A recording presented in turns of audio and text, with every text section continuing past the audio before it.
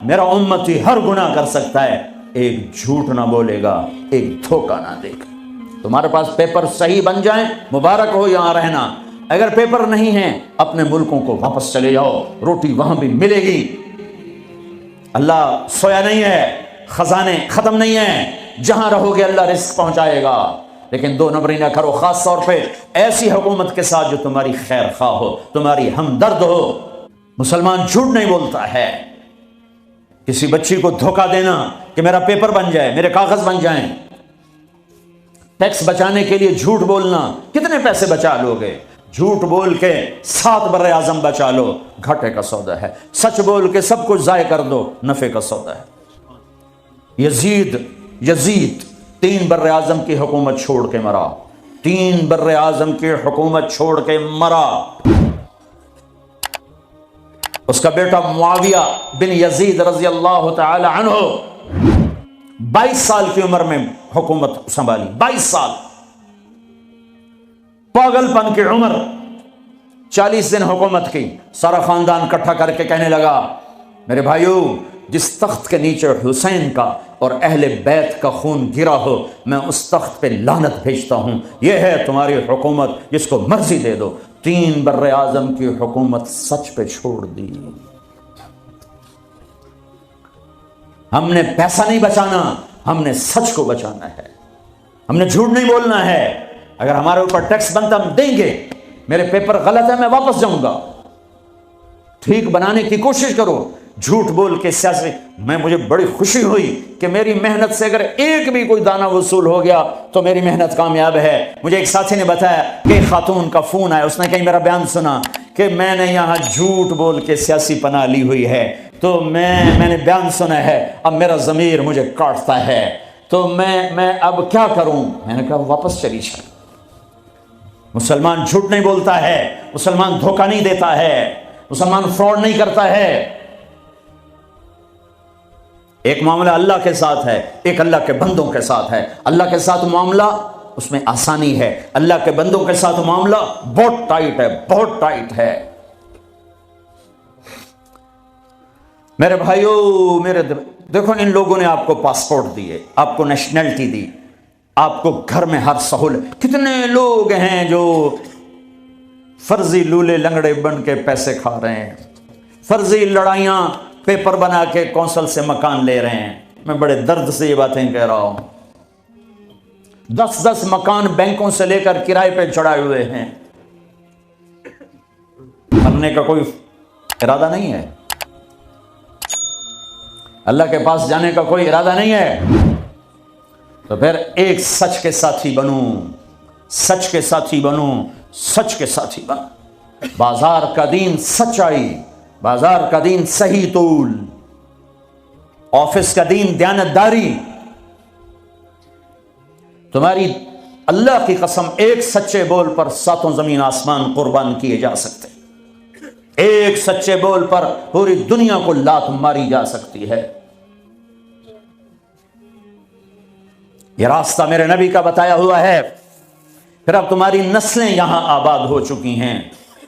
फिर आपस में भी इख्तलाफ, एक मजहबी है, एक घर के अंदर मियां बीवी में, बाप बेटे में होगा, सास बहू में होगा, ससुर बहू में होगा, भाई भाई में होगा।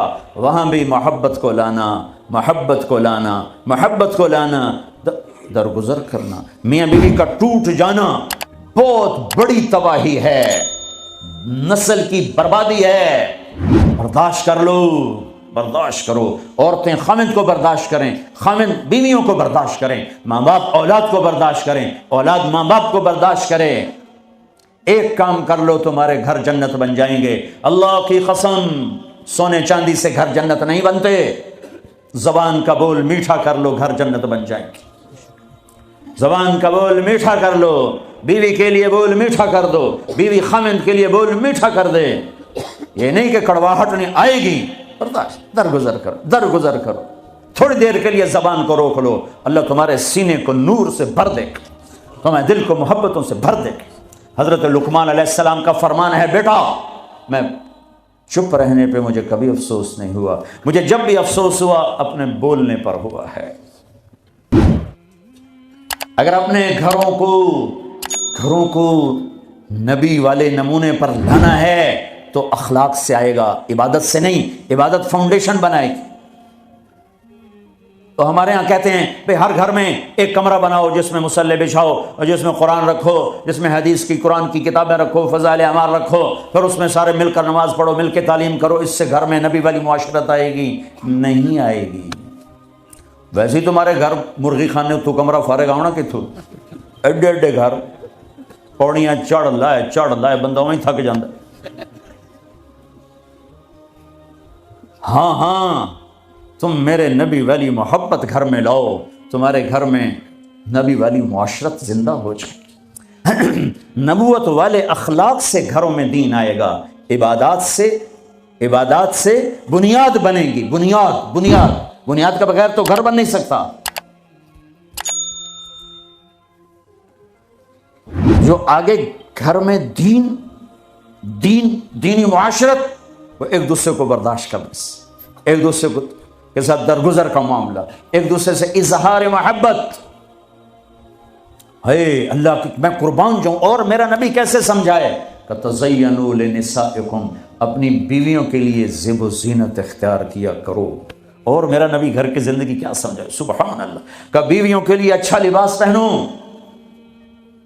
और औरतों को समझाया इशारतन, बड़े खूबसूरत अंदाज में कहा जन्नत की हूर अपने खाविंद के लिए ऐसे मेकअप करेगी जैसे उम्मे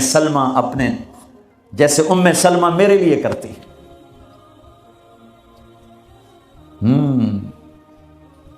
लिबास भी अच्छा, बोल भी अच्छा, मोहब्बत की नजर हो, नफरत की नजर ना हो।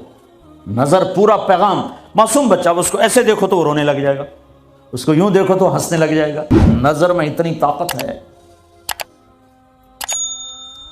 नजरों को मोहब्बत से भर दो, जबान को मिठास से भर दो। तुम्हारे घर नबी वाली मुआशरत जिंदा हो जाएगी, तुम्हारे घरों में दीन जिंदा हो जाएगा। तंज न करना, ताना न देना। मैं अपने नबी वाली मुआशरत कायम करो, अपने नबी वाली मुआशरत कायम करो। मोहब्बत हो, सच्चाई हो, उल्फत हो, दरगुजर हो, माफ़ करना हो, तलाक से बचो, झूठी शादियां ना करो, पेपर की शादियां ना करो। अल्लाह के वास्ते ये धोखा ना दो, हुकूमत को धोखा ना दो। लूले लंगड़े बन के इनसे पैसे ना वसूल करो, कल अल्लाह पूछेगा। मैं हर जगह ये वाक़या सुनाया है।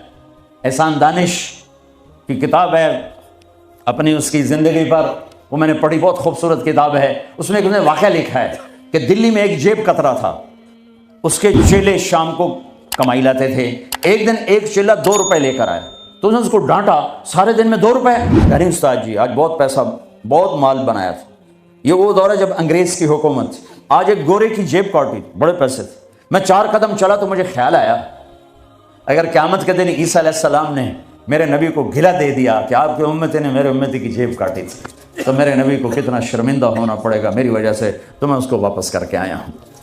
तो उसने उसको 10 रुपए निकाल के दिए, कि बेटा ये तेरा आज का इनाम है। देखो अल्लाह के वास्ते, कहीं ईसा अलैहिस्सलाम ने गिला दे दिया, तुम्हारी वजह से मेरे नबी को गिला पड़ा, तो फिर कहीं छुपने की जगह पहले ढूंढ लो। अगर अपने हबीब को गिले से बचाना चाहते हो, धोखा छोड़ दो, झूठ छोड़ दो, टैक्स की चोरी छोड़ दो, फ्रॉड छोड़ दो, गलत पेपर बनाने छोड़ दो।